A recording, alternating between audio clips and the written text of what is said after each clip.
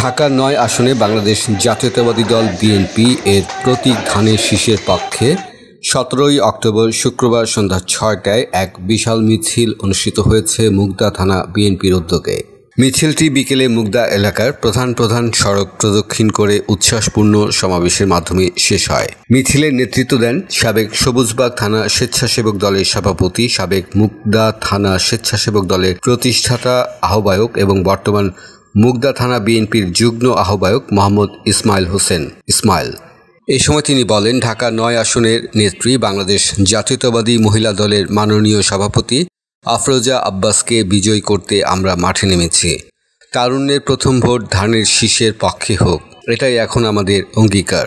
মিছিলে এলাকার যুবদল, স্বেচ্ছাসেবক দল, ছাত্রদল সহ বিএনপির বিভিন্ন অঙ্গ ও সহযোগী সংগঠনের নেতাকর্মীরা অংশ নেন।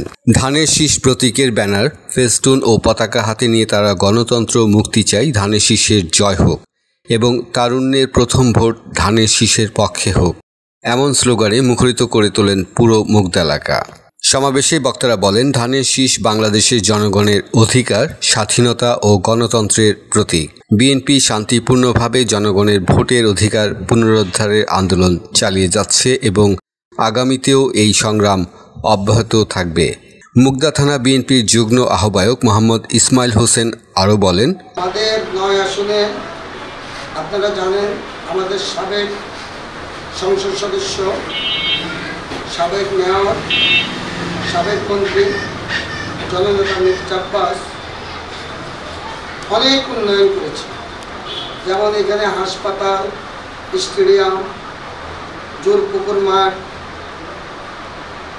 তারপরে চাকরি দেওয়ার থেকে শুরু করে অনেক কাজ করতে, এবং সে মন্ত্রী থাকাকালীন শাহজাহানপুর তার যে বাসভবন, এই বাসভবন থেকেও সে মন্ত্রী পাওয়া যায়নি। সেই এলাকার মানুষকে অত্যন্ত ভালোবাসে এবং সুখে দুঃখে আমরা তাকে পেয়েছি।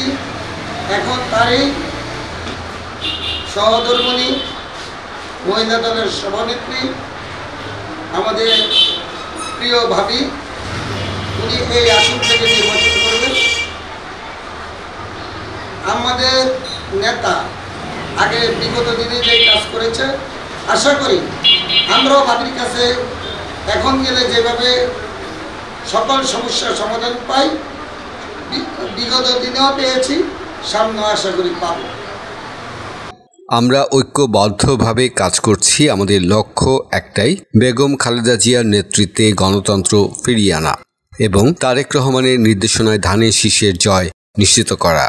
মাসুদুল হক, ডেইলি নিউজ বিডি।